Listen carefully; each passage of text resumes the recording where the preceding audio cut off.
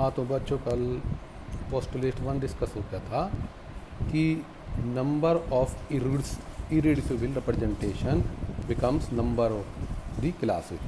Here 1 2 3 4 classes हैं and 4 he order है h equal to 4 क्योंकि कॉफिशिएंट सब में एक एक है।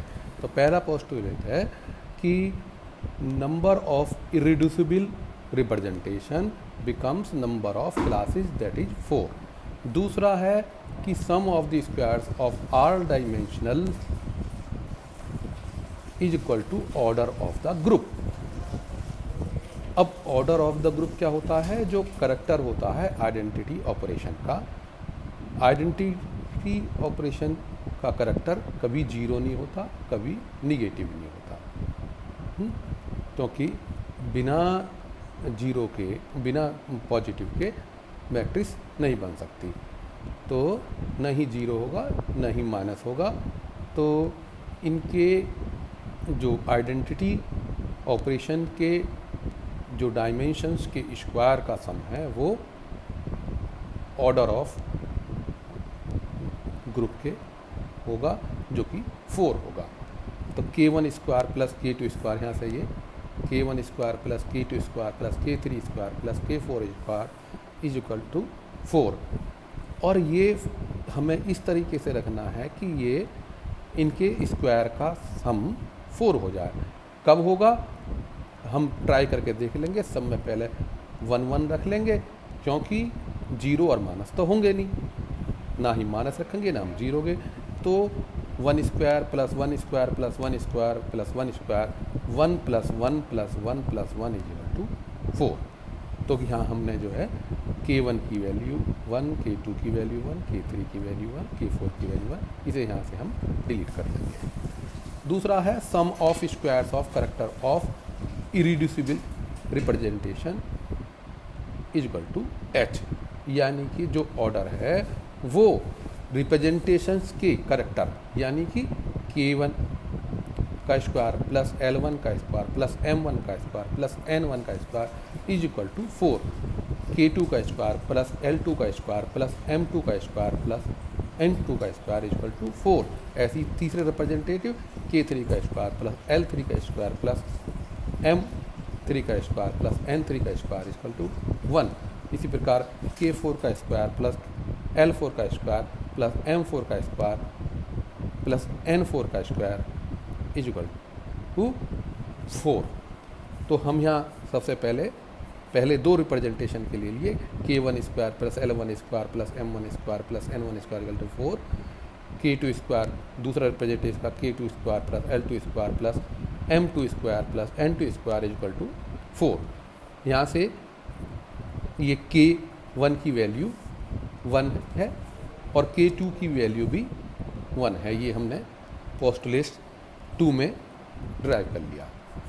तो यहाँ 1 का square plus l1 square plus m1 square plus n square equal to 4, 1 square plus l2 square plus m2 square plus n2 square equal to 4। अब l m n ये जीरो भी हो सकते हैं, माइनस भी हो सकते हैं, पॉजिटिव भी हो सकते हैं। जैसा कि C3 का करेक्टर जीरो देखा, इन्वर्जन का करेक्टर -3 देखा था, और जो वर्टिकल प्लेन है उसमें +1 देखा, इस तरीके से। लेकिन जो आइडेंटिटी ऑपरेशन है उसमें जीरो नहीं हो सकता, ना हो सकता।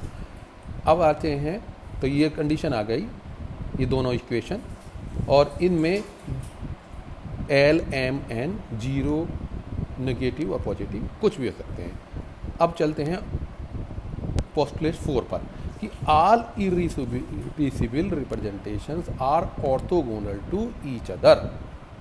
ऑर्थोगोनल क्या होते हैं कि दो रिप्रेजेंटेटिव का जो मल्टीप्लिकेशन है वो जीरो, यानी r1 into ir1 into ir2 is equal to 0, irreducible representation 1 first plus into irreducible third is equal to 0, ir1 ir4 is equal to 0, ir2 into ir3 is equal to 0, 3 into I4 is equal to 0, IR2 into IR4 is equal to 0। यानी कि जितने भी representation हैं वो आपस में orthogonal हैं, उनकी प्रोडक्ट 0 होगी। और किस तरीके से होती है, वो K1 इंटू K2 ऊपर नीचे वाले ही मल्टीप्लाई होते हैं, L1 into L2 plus M1 into M2 plus N1 is equal to N2, ये 0। चाहे फिर K1 into K3, L1 into L3, M1 into M3 plus N1 into N3 0। कोई से भी दो लेंगे रिप्रेजेंटेशन, उनका जो प्रोडक्ट है वो 0 होता है। अब यानी कि ये हमने ले लिया फर्स्ट और सेकंड रिप्रेजेंटेशन, तो K1 into K2 plus L1 into L2 plus M1 into N2 plus N1 into N2, ये 0 के बराबर। तो यहाँ K1 और K2 1 हम पहले से निकाल चुके हैं, तो हो गया ये L1 into L2 plus M1 into M2 plus N1 into N2 is equal to 0। अब अगर हम L1 is equal to M1 is equal to N1 equal to 1 रखें,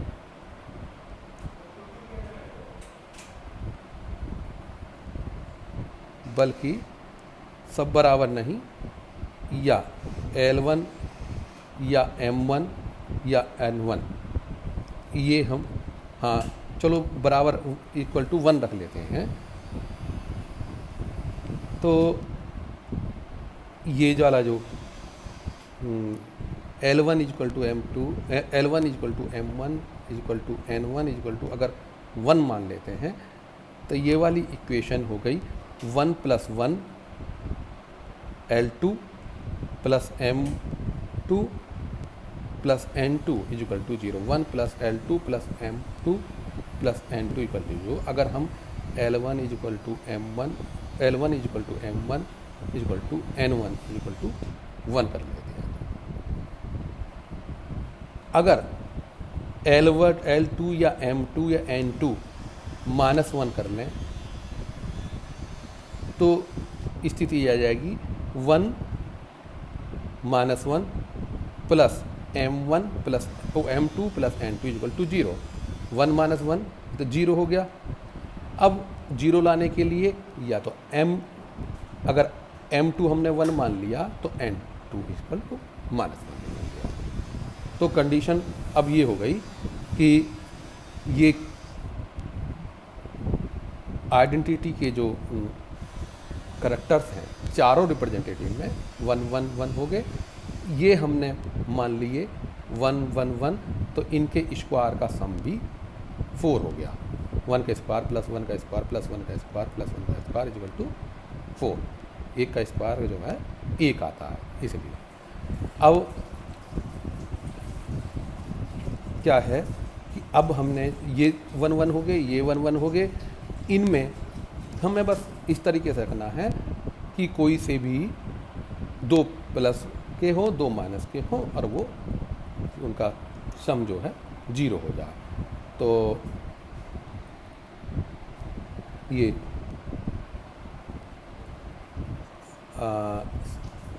इनके स्क्वायर का सम ये तो जो है 4 हो गया। और ये आज आपस में ऑर्थोगोनल होने के लिए इनकी प्रोडक्ट 0 होनी चाहिए। तो ये इस तरीके से करते हैं कि ये तो 1 पहले सही है, ये 1 मान लिया तो ये दोनों -1 मान लिया, तो इनका सम भी 0 हो गया। तो इस थर्ड में अब इसको माइनस मान लिया तो इसको प्लस मान लिया, थर्ड सिरे को -1 मान लिया। फोर्थ में ये 1 पहले सही है, इसको -1 मान लिया, इसको -1 मान लिया, इसको +1 मान लिया। एक +1 होगा, हाँ +1 ही है, ठीक। तो इस तरीके से ये 4 करैक्टर हो गए आपके इरिड्यूसिबल रिप्रेजेंटेशन।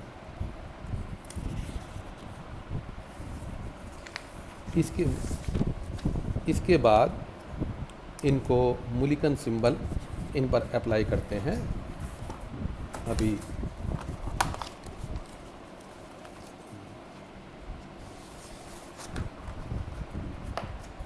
देखिए मूलिकन सिंबल कैसे अप्लाई करते हैं कि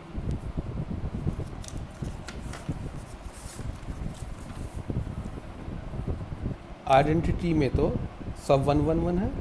अब प्रिंसिपल एक्सिस पर +1 है तो इसे कैसे करेंगे, ए लिखेंगे।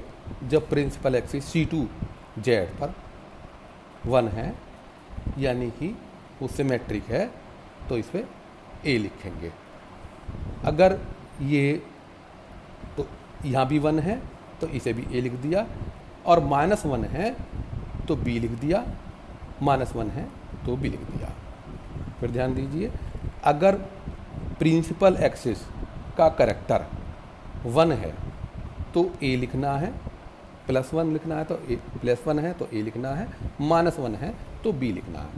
इसमें भी माइनस, चौथे में भी माइनस है तो बी हो गया, तीसरे में भी माइनस है 1 हो गया तो बी हो गया।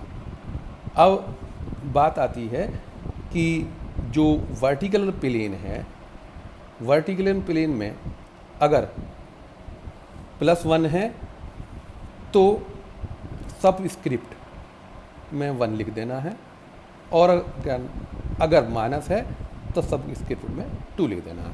यहाँ 1 है तो यहाँ 1 लिख दिया, यहाँ -1 है तो 2 लिख दिया। इसी तरीके से बी में क्या है कि ये जो वर्टिकल प्लेन है उसका करैक्टर 1 है तो B1 लिख दिया, और वर्टिकल प्लेन में -1 है तो B2 लिख दिया।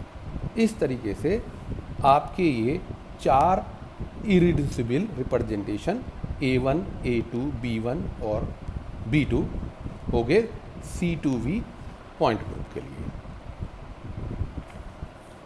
That's all. आगे का पोर्शन अगले वीडियो में डिस्कस करेंगे, एरिया वाला। Thank you.